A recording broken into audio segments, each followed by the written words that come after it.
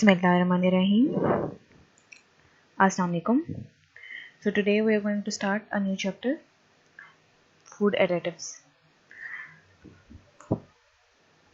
So let's see what is food additives. First of all, let us see what are contaminants. Food contamination is generally defined as foods that are spoiled or tainted because they either contain microorganisms such as bacteria or parasites or toxic substances that make them unfit for consumption. तो हमारी जो food contamination है, contaminants बहुत सारे हो सकते हैं. Contaminants का मतलब है किसी चीज़ को कंटेमिनेट कर देना, कि ऐसी चीज़ से जो नेचुरली या उसके अंदर ओरिजिनली प्रेजेंट नहीं होनी चाहिए, कोई भी फॉरेन सब्सटेंस, कोई भी आउटसाइड सब्सटेंस. अब कंटेमिनेशन कॉस्मेटिक्स में भी हो सकती है, कंटेमिनेशन आपके फूड प्रोडक्ट्स में हो सकती है, फिर कंटेमिनेशन आपके मेडिसिन्स में हो सकती है, ड्रग्स में हो सकती है. ठीक है, तो कोई भी इस तरह से चीज़ जिसके अंदर आप कोई ऐसी चीज़ डाल दें जिससे वो जो कि आपके लिए राइट नहीं है, या फिर ये कि वो ज़रा चीप है, या फिर उसकी क्वांटिटी बढ़ाने के लिए, तो उसको हम कंटेमिनेंट्स कहते हैं. ठीक है, तो जो कंटेमिनेंट्स होते हैं फूड में, अगर हम फूड को जनरली, अब हम सिर्फ फूड को देख लेते हैं. ठीक है, तो फूड में जो कंटेमिनेंट्स होते हैं वो इस तरह के कंटेमिनेंट्स होते हैं जो कि फूड को या तो स्पॉइल कर देते हैं, ठीक है, या फिर उसको ख़राब कर देते हैं, या फिर उसकी क्वालिटी कम कर देते हैं. ठीक है, अब ये कंटेमिनेंट्स माइक्रो ऑर्गेनिजम्स भी हो सकते हैं, जैसे कि बैक्टीरिया है, पैरासाइट्स हैं, वायरसेस हैं, या फिर टॉक्सिक सब्सटेंसेस हो सकते हैं. जो टॉक्सिक सब्सटेंसेस केमिकल्स हो सकते हैं. ठीक है, या फिर कोई भी ऐसी चीज़ जो कि आपकी बॉडी के लिए हार्मफुल है.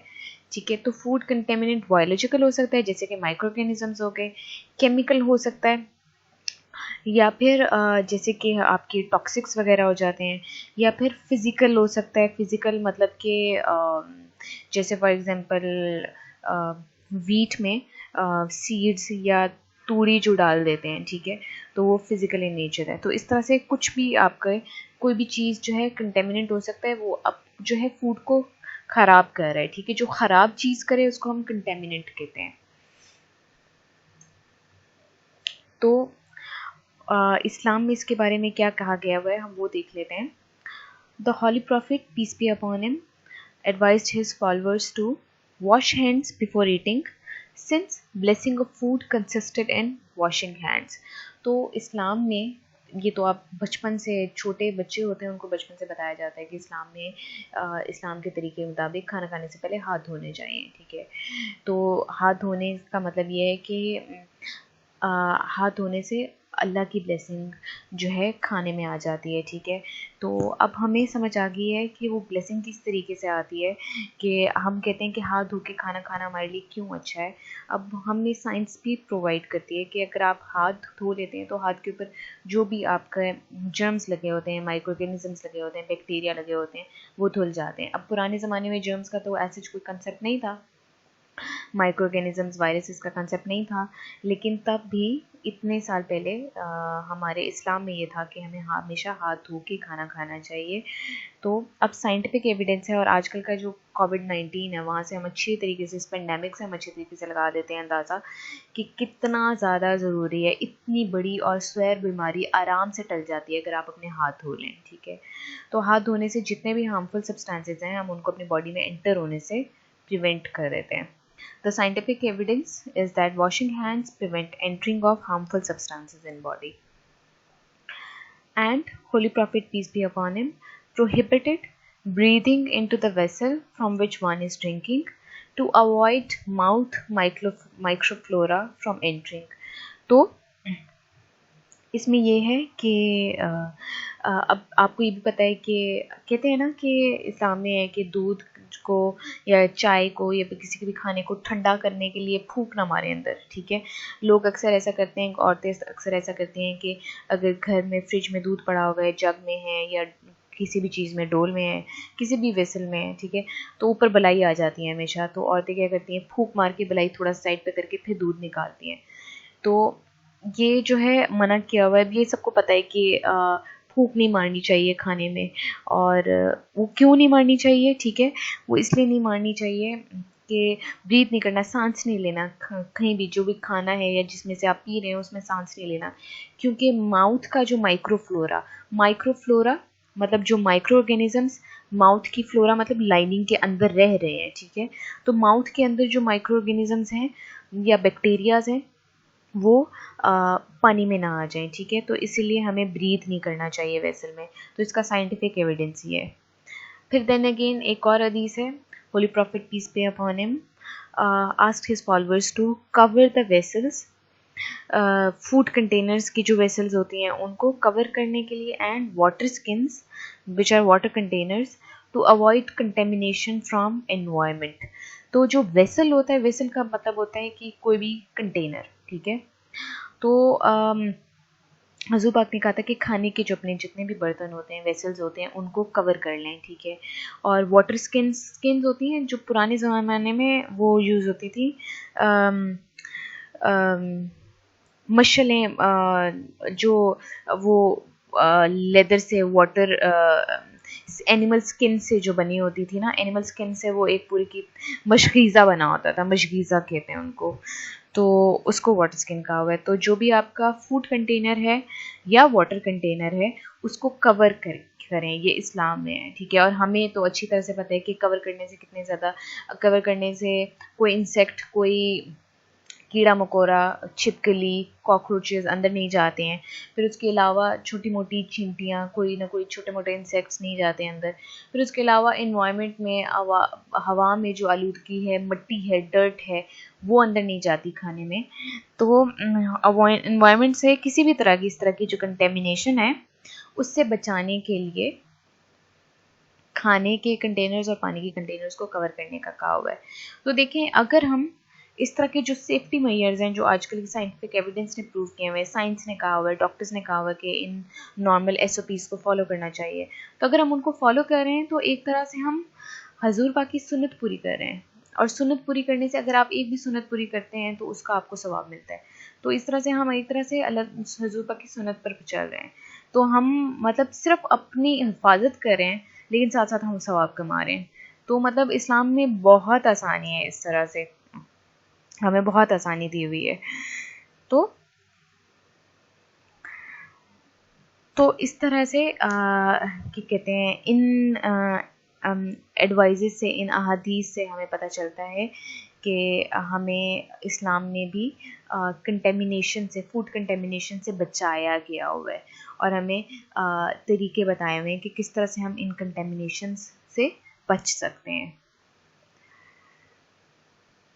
So the contaminants include substances from food handlers, equipment and environment। तो जो contaminants हैं, ठीक है, वो अब आपके जो हैं फूड हैंडलर्स से आ सकते हैं, इक्विपमेंट्स में से आ सकते हैं, एनवायरनमेंट्स में से आ सकते हैं, ठीक है। फूड हैंडलर्स का मतलब ये है कि वो जानबूझ के अपना प्रोडक्ट जो है चीप करके अपने प्रॉफिट के लिए अगर कुछ ऐड करते हैं, जैसे फॉर एग्जांपल क्या कहते हैं, अक्सर ऐसा होता है कि जो हमारा मैदा है, मैदे के अंदर अक्सर लोग चॉक पाउडर डाल के बेचते हैं ताकि उसकी क्वांटिटी बढ़ जाए और कम में उनको ज़्यादा प्रॉफिट हो, ठीक है। तो ये कंटेमिनेंट है।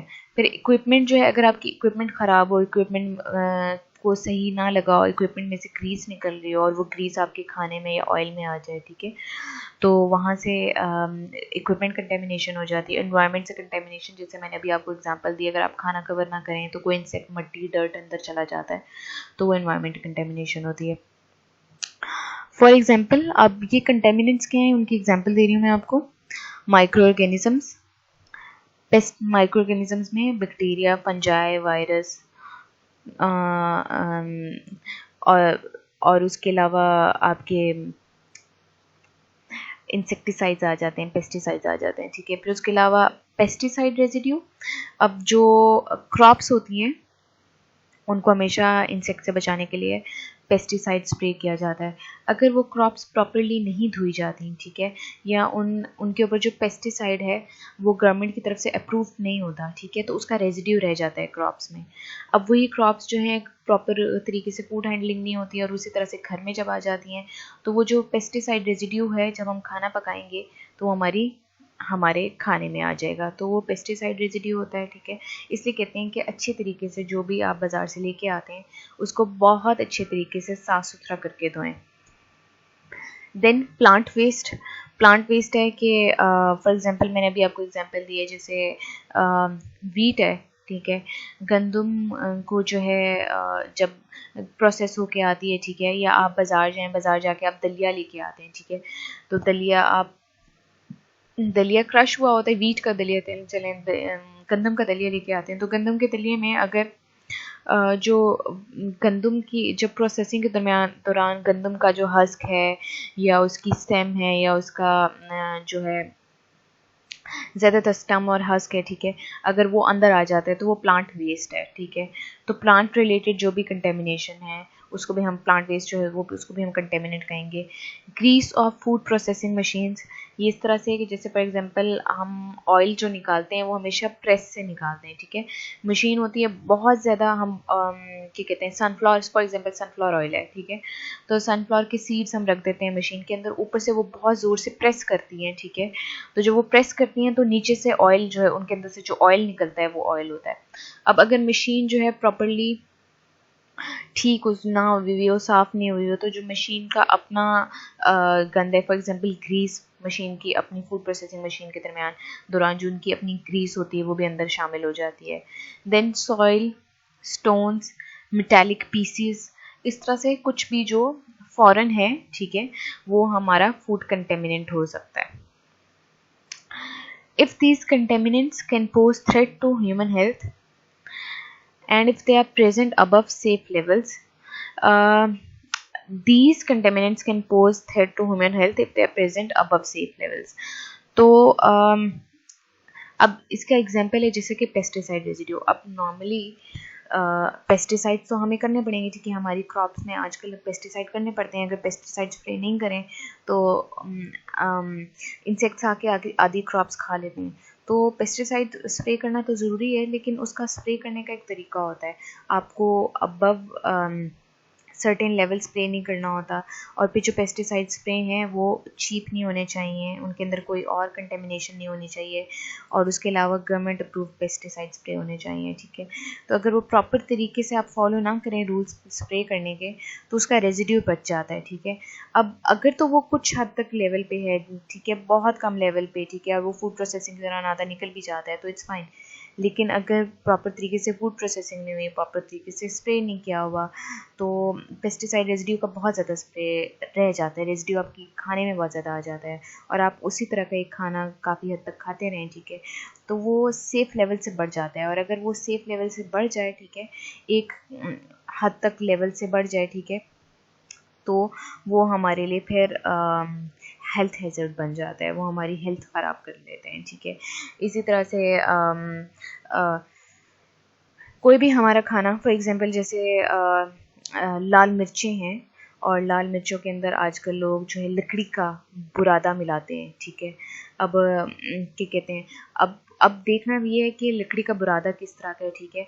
तो अगर तो लकड़ी का बुरादा मिला रहे हैं, ठीक है, वो ऑल्दो खाने का टेस्ट ख़राब कर देगा, मिर्चों का प्रॉपर टेस्ट नहीं आएगा, इट वुड बी चीप, और हमारा खाना उस तरीके से नहीं बनेगा। लेकिन अगर वो खाली लकड़ी का बुरादा है तो फिर भी एक हद तक अगर हम खा रहे हैं तो वो हमारे लिए नुकसानदेह नहीं है। लेकिन अगर वो अब उसी लाल मिर्चों के पाउडर के अंदर ईंट लाल होती है ना, भट्टी से बनी हुई, तो ईंट का अगर बुरादा, ईंट का चूरा मिलाएं, ठीक है, तो वो अगर काफ़ी ज़्यादा मिलाएं मिर्चों के अंदर तो वो हमारे लिए नुकसानदेह है। तो इस तरह की चीज़ें अगर मतलब कंटेमिनेंट जो है हमारी एक सेफ लेवल से ज़्यादा बढ़ जाता है, ठीक है, खाने के अंदर, तो वो हमारे लिए नुकसानदेह। इसी तरह से अगर खाना ख़राब है, ठीक है, और या मछली ख़राब है, ठीक है, और मछली लोग बेचते हैं, ठीक है, उसके ऊपर केमिकल वगैरह लगा के, लेकिन मछली के अंदर उसके अपने ख़राब होने की वजह से माइक्रो ऑर्गेनिजम्स या एंजाइम्स ने टॉक्सिन्स प्रोड्यूस करती हैं, ठीक है, तो वो सेफ लेवल नहीं रहेगा, बल्कि वो ख़राब हो चुकी हुई चीज़ होगी, लेकिन उन्होंने बस उसको कवर करके जो है हमें बेच दिया होगा। तो अगर आप वो खाएं तो वो it can pose a health hazard, ठीक है। तो फिर इसीलिए फूड रेगुलेशंस बनाई जाती हैं। रेगुलेशंस होते हैं जो लॉज होते हैं जो इम्प्लीमेंट करते हैं, ठीक है, जिनको हमें फॉलो करना ज़रूरी होता है, ठीक है। तो फूड रेगुलेशंस और लॉज बनाए जाते हैं ताकि लोग जो हैं या जो फूड प्रोसेसर्स हैं या फूड प्रोड्यूसर्स हैं वो या जितने भी फूड सेलर्स हैं जो रॉ मटेरियल्स बेचते हैं या जितने फूड प्रोड्यूसिंग और प्रोसेसिंग के बीच में प्रोडक्शन में काम आते हैं, ठीक है, तो किसी भी स्टेज पर ये लोग कंटेमिनेशन अपने अपने वो प्रोडक्ट चीप करने के लिए, अपना प्रॉफिट बढ़ाने के लिए या अपनी नेग्लिजेंस की वजह से कंज्यूमर को नुकसान ना पहुंचाएं। तो फूड रेगुलेशंस बने हुए हैं और लॉज बने हुए हैं जिनको फॉलो किया जाता है ताकि हमारी हेल्थ ख़राब ना हो और ये प्रोड्यूसर्स अंदर कंटेमिनेंट्स ना डालें। Food regulations are present to ensure all food products in market are without contaminants and safe for human consumption. Contaminated food is not permitted in Islam. तो इस्लाम में इसके बारे में मना किया हुआ है कि आप कंटेमिनेटेड फूड ना बेचें, ठीक है। इसके अलावा ख़राब कंटेमिनेटेड फूड खाने से भी मना किया हुआ है। इस्लाम में ये है कि आप अपनी जिस्म को नुकसान ना पहुंचाएं। अपने जिस्म को नुकसान पहुंचाना एक सिन है, ठीक है। तो जानते बूझते हुए अगर आपको पता है कि कोई चीज़ ख़राब है, ठीक है, फॉर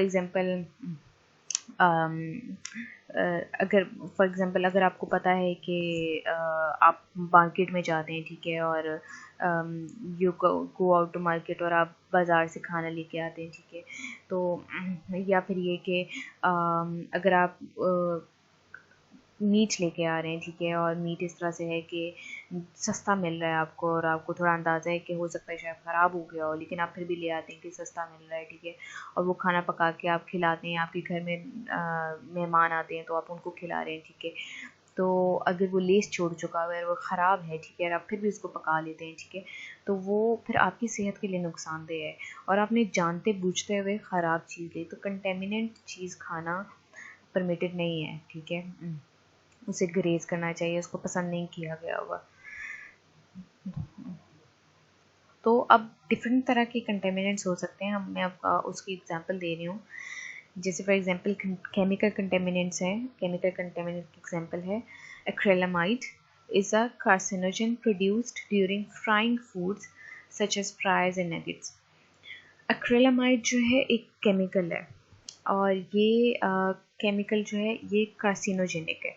कार्सिनोजेनिक या कार्सिनोजन वो होता है, कार्सिनोजेनिक फूड्स वो होते हैं जो कैंसर कॉजिंग होते हैं।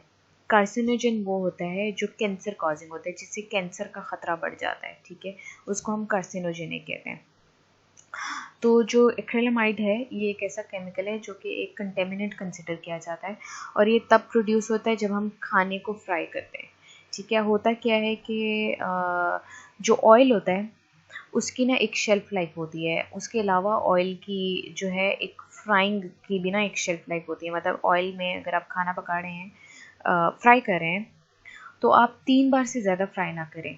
अगर आप 3 बार से ज़्यादा फ्राई करते हैं, मतलब एक बार आपने फ्राई किया फिर उसके बाद दूसरी बार भी आप उसी ऑयल में फ्राई करें, तीसरी बार आप उसी ऑयल में फ्राई करें, तीसरी बार तक अक्सर तो ऐसा होता है कि अगर खाना बहुत ज़्यादा रेजिड्यूज छोड़ रहा है ना, जैसे हम अक्सर खाने के ऊपर ब्रेड क्रम्स लगा के फ्राई करते हैं, तो इस तरह वाला जो खाना होगा उसको वो तो पहली दूसरी बारी में ख़राब हो जाता है। लेकिन तो इस तरह से, लेकिन अगर आप कोई और चीज़ फ्राई करनी है जैसे सिंपल फ्राइज़ है जिसका कोई कंटेमिनेंट नीचे नहीं रहता, कोई रेजिड्यू नहीं रहता, तो आप 3 बारी से ज़्यादा अगर आप फ्राई करते हैं तो वो जो ऑयल है वो ख़राब हो चुका होता है, ठीक है, वो हाइड्रोजनेटेड हो जाता है जिसकी वजह से एक्रिलामाइड प्रोड्यूस हो जाता है ऑयल में। और ये तब ऑयल प्रोड्यूस होता है जब ऑयल आग पे पकता है, ठीक है, तो वो पकने की वजह से, आग की वजह से, हीट की वजह से रिएक्शन होता है जिसकी वजह से एक्रिलामाइड ऑयल में प्रोड्यूस होता है। तो बाज़ार में जब आप जाते हैं और बाज़ार में जाके जब आप बाज़ार से फ्राइज़ लेते हैं, समोसे लेते हैं, रोल लेते हैं, इस तरह की कोई भी चीज़ आप ले रहे होते हैं जो पकी होती है बाज़ार के खानों में, ठीक है, तो उसमें क्या होता है कि वो लोग ऑयल इतनी जल्दी चेंज नहीं करते।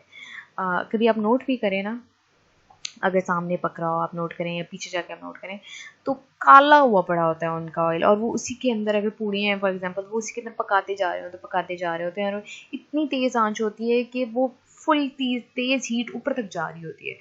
तो इतनी तेज़ आंच पे तो वैसे ही ऑयल का स्मोक पॉइंट कम होता है, एक हद तक होता है, लेकिन स्टिल एक हद तक पे आके उसका स्मोक पॉइंट आना शुरू हो जाता है, तो ऑयल ख़राब होना शुरू हो जाता है। अब 3 बार फ्राइंग के बाद आपको वो ऑयल डिस्कार्ड कर देना चाहिए, लेकिन बाहर बाज़ार में लोग नहीं करते, क्योंकि ऑब्वियसली उनको हेल्थ से क्या, उनको तो चीज़ बेचनी है। तो इसीलिए कहते हैं कि बेहतर ये होता है कि जो भी खाना पकाएं घर में पकाएं, जो घर का खाना होगा वो आपके लिए सेहतमंद होगा, आपकी सेहत ख़राब नहीं करेगा, चाहे आप फ्राइज़ ही क्यों ना खाएं दिन रोज़ाना, लेकिन वो साफ़ हद तक होंगे, आपके आलू धुले होंगे, आप हाथ धो के खाना पका रहे होंगे, तो comparatively it's not that much health hazardous than जितना कि आप बाज़ार से लेके खाते हैं। Next, natural toxin, mycotoxins are carcinogenic and are produced during storing of food. तो माइकोटॉक्सिन्स जो हैं वो एक टॉक्सिन है, और वो प्रोड्यूस होता है जब हम फूड स्टोर कर रहे होते हैं। जैसे फॉर एग्जांपल पीनट्स हैं, पीनट्स को अगर आप ख़राब कंडीशंस में स्टोर करें और बहुत लंबे अरसे के लिए स्टोर करें, तो अक्सर ऐसा होता है कि उनके अंदर फंगस प्रोड्यूस होना शुरू हो जाती है, जो कि फिर टॉक्सिन्स प्रोड्यूस करती है, जिसको हम माइकोटॉक्सिन कहते हैं, ठीक है। तो ये एक एग्जांपल है। इस तरह से और भी नेचुरली माइकोटॉक्सिन्स प्रोड्यूस होते हैं खाने के अंदर। दूध के अंदर भी इवन टॉक्सिन्स प्रोड्यूस होते हैं, अगर गाय को सही चारा ना दिया जाए, अगर गाय को फंगस वाला, ये जो रोटियां होती हैं जिनके ऊपर फंगस लगी होती है, इस तरह का खाना खिलाएं, तो उनके अंदर जो है टॉक्सिन्स प्रोड्यूस होना शुरू हो जाते हैं दूध में।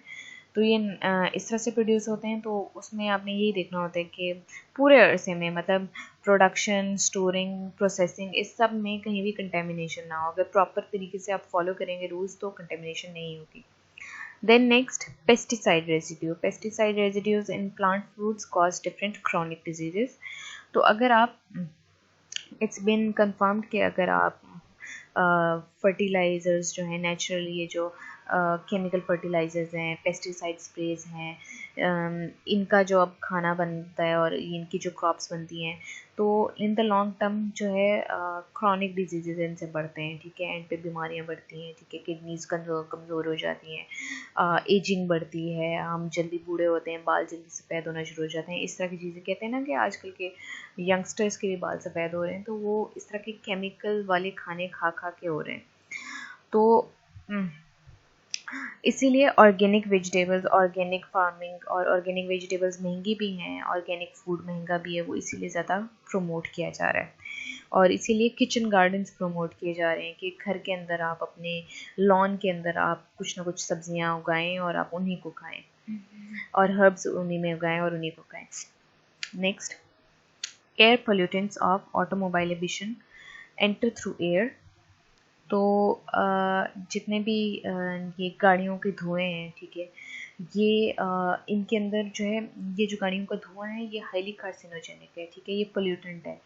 अब एयर के ज़रिए से भी पोल्यूशन हो सकती है, एयर के ज़रिए से भी कंटेमिनेंट्स आ सकते हैं, ठीक है, जैसे कि ऑटोमोबाइल एमिशन है, तो वो एयर के ज़रिए से, जो एनवायरनमेंट है उसके ज़रिए से जहाँ खाने में प्रोड्यूस हो जाते हैं, अंदर चले जाते हैं। तो जो स्ट्रीट वेंडर्स हैं, जितने भी बाज़ार में फूड बेच रहे होते हैं, गोलगप्पे, जैसे फॉर एग्जांपल लोग जो गोलगप्पे बेच रहे होते हैं, ठीक है, या समोसे बेच रहे होते हैं, ठीक है, और वो सड़क पे खड़े होके, रेडियों पे खड़े होके दे रहे होते हैं, ठीक है, तो उसमें यही आ जाता है कि वहाँ पे मिट्टी होती है, ठीक है, उसके अलावा गाड़ियों का धुआं निकल रहा होता है, वही सारा हवा में होता है, वो हवा से सेटल होके खाने के अंदर चला जाता है, और वही खाना जो है फिर हम खाते हैं, जिससे हमारी हेल्थ काफ़ी हद तक ख़राब हो सकती है। इसके अलावा वाटर पोल्यूटेंट्स होते हैं, जो वाटर के ज़रिए से हमारे खाने को कंटेमिनेट करते हैं, जैसे कि फॉर एग्जांपल फैक्ट्रीज़ का वेस्ट है, ठीक है, water pollutants of factories waste enter through irrigation water. तो होता क्या है कि फैक्ट्रीज़ जो हैं अपना टॉक्सिन्स जो वेस्ट प्रोडक्ट है वो पानी में बहा देती हैं, ठीक है। अब जब पानी में बहा देती हैं तो जहाँ भी पानी होता है वहाँ पे बहा देते हैं, तो वो जो रिवर्स हैं, ठीक है, एक तो उनका पानी जब एनिमल्स पीते हैं तो वो बीमार होते हैं, वो मरते हैं। उसके अलावा वही पानी जो है खेती बाड़ी के लिए इस्तेमाल होता है, ठीक है। वही पानी जो है फसलों को लगता है और फसलों पे वो इरिगेशन वाटर लगने से वो सारे टॉक्सिन्स जो हैं प्लांट्स के अंदर आते हैं, ठीक है। और फिर हम वही जो है इन द एंड खा रहे होते हैं, तो इस तरह से हमारे प्लांट्स भी कंटेमिनेटेड होते हैं। अब इसके अलावा टॉक्सिन ट्रेस एलिमेंट्स होते हैं, ठीक है, जो कि हमारे कई बार नेचुरली प्रेजेंट होते हैं, कई बार डिफरेंट सोर्सेज से आ जाते हैं, ठीक है। अब ये जो ट्रेस एलिमेंट्स हैं ये कुछ हद तक अगर कुछ लेवल में तक अगर हमारे फूड में हो तो इट्स फाइन, लेकिन अगर इनका लेवल बढ़ जाए, ठीक है, तो ये हाईली हाईली डेंजरस है हमारी हेल्थ के लिए। जैसे फॉर एग्जांपल मर्करी की एग्जांपल ये है कि कुछ फिश होती हैं जिनके अंदर मर्करी ज़्यादा होता है नेचुरली, वो पानी इस तरह का होता है, नेचुरल सोर्स इस तरह की होती है कि उनके अंदर मर्करी ज़्यादा होता है। तो जो कई किडनी पेशेंट्स हैं उनको कुछ टाइप की फिशेस मना की होती हैं खाने से, क्योंकि मर्करी उनके अंदर उन किडनी पेशेंट्स के लिए उतना लेवल भी जो है ना बर्दाश्त करने के लिए नहीं होता, ठीक है। इसी तरह से mercury, lead, selenium, tin, cadmium, aluminium, arsenic, fluoride, iodine, ठीक है, ये सब के सब जो हैं ट्रेस एलिमेंट्स हैं, लेकिन अगर इनकी लेवल ज़्यादा हो जाए तो ये काफ़ी हद तक हमारे लिए नुकसानदेह है। आर्सेनिक जो है फॉर एग्जांपल ये कुछ लैंड्स में ज़्यादा होता है, कुछ लैंड्स के पानी में ज़्यादा होता है, तो वहाँ पे हमारा फिर आर्सेनिक जो है ज़्यादा हो जाता है। इस तरह से बहुत सारे हैं, ये डिफरेंट डिफरेंट कंपोनेंट्स होते हैं, तो इनको आपने ध्यान में रखना होता है कि इनका अगर लेवल बढ़ जाए तो वो हमारे लिए नुकसानदेह है। Next is food adulterants. अब एडल्ट्रेंट्स क्या हैं उसको देख लेते हैं। Food adulteration is an act of adding or mixing of poor quality, inferior, harmful, substandard, useless, or unnecessary substances to food. This is done in order to increase the quality and profit of food. अच्छा, अब adulteration के देखिए contaminants तो बहुत सारे हैं जिनको हमने डिस्कस कर लिया, ठीक है। वो इन्वायरमेंट की वजह से हो सकता है, वो हमारे लाइफस्टाइल की वजह से हो सकता है, वो डिफरेंट कॉजेज़ हैं उनकी वजह से हो सकता है, ठीक है, वो नेग्लिजेंस की वजह से हो सकता है, ठीक है। अब अडल्ट्रेशन क्या है? अडल्ट्रेशन ये है कि जानबूझ के, जानते बूझते हुए फूड प्रोड्यूसर या फूड प्रैक्टिसर जो है वो जानबूझ के वो हार्मफुल सब्सटेंस अंदर डाले, ठीक है। वो हार्मफुल हो सकता है, पुअर क्वालिटी हो सकता है, इंफीरियर क्वालिटी हो सकता है, दो माल घटिया माल हो सकता है, ठीक है, या अननेसेसरी जिसकी ज़रूरत नहीं है लेकिन वो आप खाने में डाल दें, ठीक है। वो सब एडल्ट्रेंट्स होते हैं, ठीक है। इसको हम एडल्ट्रेंट कहते हैं, ठीक है, कि कोई भी इस तरह का सब्सटेंस जो कि पुअर क्वालिटी, इंफीरियर है, हार्मफुल है, वो एडल्ट्रेंट है। अब फूड में अगर वो आप जानते बूझते हुए डाल दें सिर्फ अपना प्रॉफिट और अपनी फूड की क्वांटिटी बढ़ाने के लिए, ठीक है, क्वालिटी उसकी कम कर दें और क्वांटिटी बढ़ाने के लिए और अपना फूड प्रॉफिट बढ़ाने के लिए अगर वो करते हैं, ठीक है, तो उसको हम फूड एडल्ट्रेशन कहते हैं। और हमारे ज़माने में, इवन पुराने ज़माने में ये बहुत हो रहा है, चाहे जितने मर्जी फूड लॉज बन जाएं, लेकिन फूड प्रैक्टिसेस कोई ना कोई लूप होल ढूंढ के एडल्ट्रेशन करते हैं, ठीक है। तो हम इसके बारे में देख लेते हैं कि इसके बारे में इस्लाम क्या कहता है और हमारे इन्वायरमेंट में किस तरह से ये प्रिवेलेंट है। तो an adulterant is a foreign substance added intentionally to food which was not originally present in food, ठीक है। नेचुरली प्रेजेंट ना हो, ओरिजिनली प्रेजेंट ना हो, लेकिन आप जानबूझ के कोई भी फॉरेन सब्सटेंस डाल दें और इंटेंशनली डाल दें, ठीक है, उसको हम वो जो फॉरेन सब्सटेंस होगा वो अडल्ट्रेंट होगा और इस पूरे चीज़ को हम एडल्ट्रेशन कहते हैं, ठीक है। तो कॉमन एग्जांपल्स क्या हैं?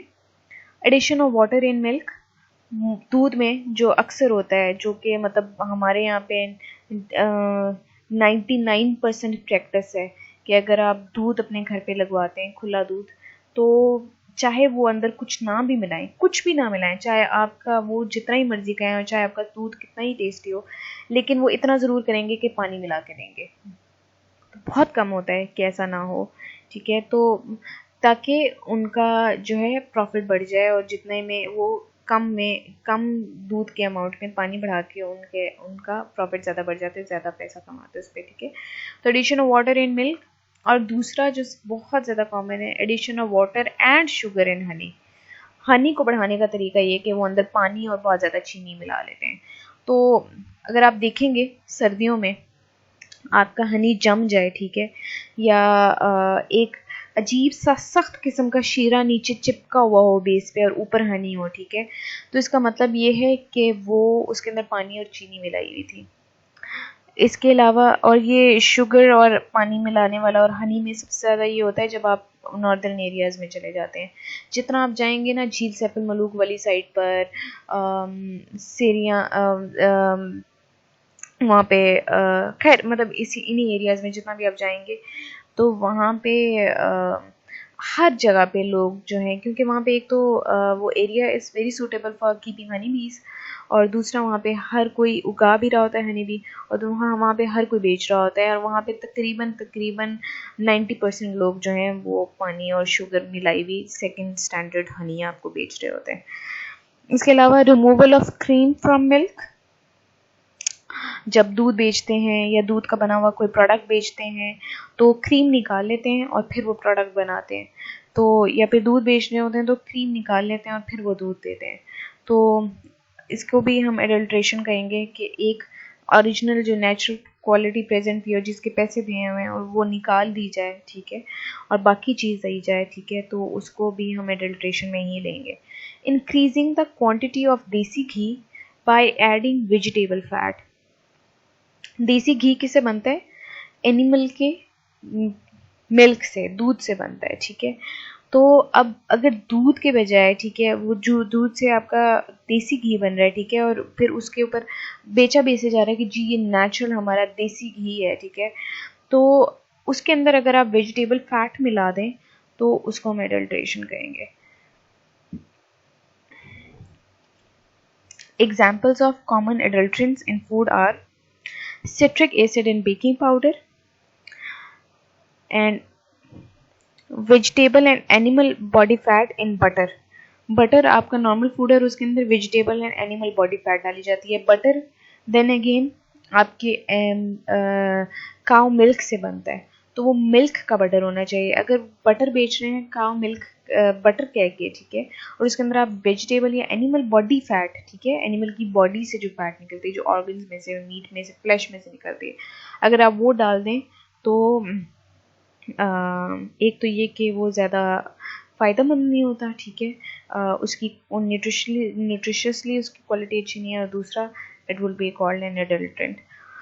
कॉफ़ी पाउडर में रोस्टेड डेट कर्नल्स मिलाए जाते हैं, ठीक है। रोस्टेड डेट कर्नल्स मतलब ये जो खजूरें होती हैं, खजूर की जो गिटलियाँ होती हैं, उनको रोस्ट करके और क्रश करके वो कॉफ़ी में मिलाई जाती है, और ये बहुत ज़्यादा कॉमन प्रैक्टिस है, बहुत कॉमन प्रैक्टिस है। अच्छी अच्छी कंपनीज भी इवन एडल्ट्रेशन करती हैं इसकी, ठीक है। और उसके अलावा एक और भी काम करती हैं, कॉफ़ी के पाउडर में रोस्टेड एग्जॉस्टेड कॉफ़ी मिलाती हैं। एग्जॉस्टेड कॉफ़ी क्या होती है? वो जो अब कॉफ़ी पाउडर कैसे बनता है? कॉफ़ी बनती है, ये जो कॉफ़ी के बीन्स होते हैं, ठीक है, कॉफ़ी बीन्स में से कॉफ़ी निकल गई, ठीक है, अब वो जो कॉफ़ी बीन्स खाली रह गए, बच गए, उनमें से कॉफ़ी निकल गई है, उन्हीं को क्रश करके उसका पाउडर बना के बेच देते हैं, ठीक है, हालांकि उसमें अब कॉफ़ी का इतना रहा नहीं जाता कुछ भी, ठीक है। तो ये एडल्ट्रेशन है। सॉल्ट के अंदर सैंड मिला देना, ग्रेन्स के अंदर स्टोन, जितने भी हमारे ग्रेन्स हैं, जैसे किसी भी चीज़ का, वीट के ग्रेन्स हैं, बार्ली के ग्रेन्स हैं, राई के ग्रेन्स हैं, ठीक है, किसी भी ग्रेन्स में स्टोन्स, सैंड, ग्रिट, सीड्स मिला देना ताकि वेट बढ़ जाए, ठीक है, तो ये एडल्ट्रेशन है। फ्लोर के अंदर स्टार्च, ये जो हमारा होता है जिसको हम कहते हैं कलफ कहते हैं, ठीक है, स्टार्च या चॉक पाउडर मिला देना। वेजिटेबल ऑयल के अंदर चीप ऑयल मिला देना, ठीक है। वेजिटेबल ऑयल फॉर एग्जांपल आप कह रहे हैं कि जी हमारे पास सनफ्लावर ऑयल है, या हमारे पास हमारे पास सनफ्लावर ऑयल है और उसके अंदर आप मिला दें कोई भी चीप ऑयल मिला दें, मिनरल ऑयल मिला दें, ठीक है, जो कम क्वांटिटी का था, घटिया स्टैंडर्ड का था, ठीक है, तो वो भी एडल्ट्रेशन है। शुगर के अंदर वाइट सैंड मिला देना, टी के अंदर ब्लैक ग्राम हस्क, जो हमारे काले चने होते हैं, काले चनों का जो ऊपर छिलका होता है उसको क्रश करके टी के अंदर मिला देते हैं, ठीक है। तो ये सब हमारे कॉमन फूड एडल्ट्रेंट्स हैं और ये हमारे मार्केट में बहुत ज़्यादा कॉमन है, प्रेजेंट होते हैं। So food adulteration practice has been present since prehistoric times. बहुत पुराने ज़माने से, अभी नहीं, हम बचपन से ही बचपन नहीं, पिछले ज़माने से, प्री हिस्टोरिक टाइम से, मतलब जब आपके प्री हिस्टोरिक कहते हैं केव टाइम से लेकर आगे जितने भी हमारे बीसी से पहले आपका टाइम आ जाता है, शुरू के टाइम से, हमारे मतलब शुरू से अज़ल से ही फूड एडल्ट्रेशन चल रही है। The Holy Prophet, peace be upon him, has condemned the practice of adulteration by saying, "He who commits adulteration is not from amongst us." ठीक है, जो कि इस तरह की प्रैक्टिस करता है वो हम में से नहीं है, ठीक है। तो इस तरीके से उन्होंने मना किया है, उन्होंने इसको नापसंद किया है, इस तरह की प्रैक्टिस को। It's considered a sin, ठीक है। An adulterant itself may not fall in the category of halal or haram, but the practice is condemned, ठीक है। अब एडल्ट्रेंट कोई भी हो सकता है, ठीक है। अब कोई भी एडल्ट्रेंट अगर खाने में आ जाए तो हम उस खाने को हलाल या हराम की कैटेगरी में नहीं डाल सकते, ठीक है। हलाल और हराम बहुत बड़ा वर्ड है, ठीक है। हलाल और हराम इतना बड़ा वर्ड है कि अगर आप हराम करते हैं तो आपको इस्लाम की कैटेगरी से बाहर कंसिडर कर दिया जाता है कि वो मुसलमान ही नहीं जो हराम खाता है, ठीक है। तो इस कैटेगरी में तो नहीं डालते हैं, ठीक है, लेकिन इसकी प्रैक्टिस को बहुत ज़्यादा नापसंद किया गया। It's considered a sin. However, if a food adulterant is a health hazard then it is not हलाल। अब अगर फूड एडल्ट्रेंट जो है जिसका एक बहुत बुरा हेल्थ हैजर्ड है, ठीक है, जिससे पता है कि बहुत नुकसान है, बीमार हो सकता है इंसान, ठीक है। जैसे फॉर एग्जांपल अगर आप ये कह लें कि आपको, अगर आपकी क्रॉप्स जो हैं या अगर आपकी वेजिटेबल्स जो हैं किसी इस तरह के पानी से इरिगेट हो रही हैं जिसमें आपको अंदाज़ा है और आपको पता है कि जी ये पानी जो है इसमें सीवेज का पानी भी मिला हुआ है, ठीक है। अब सीवेज वाला पानी अगर आपकी वेजिटेबल्स को इरिगेट करता है और आप वो वेजिटेबल्स बेचते हैं, ठीक है, या आप खुद वो खाते हैं, ठीक है, तो आपको पता है सीवेज का पानी है, हो सकता है हेपेटाइटिस सी हो जाए, ठीक है। तो इस तरह की जो चीज़ होती है, इस तरह का जो खाना होता है जो आपका जिससे जिस्म खराब हो जाए, बीमार हो जाए, ठीक है, तो ऐसा खाना खाना जो है हलाल नहीं है। इसी तरह से अगर फॉर एग्जांपल आपको पता है कि आपके खाने को चूहा चख गया है, ठीक है, तो आप वो खाना नहीं खाएं, ठीक है, उससे ताउन की बीमारी हो सकती है। It's a very big pandemic और वो कंटेजियस बीमारी है, ठीक है, तो इट्स नॉट कंसिडर्ड हाल। इस तरह का खाना खाना हलाल नहीं है। So this is it for today. Thank you for your attention. अल्लाह हाफ़िज़।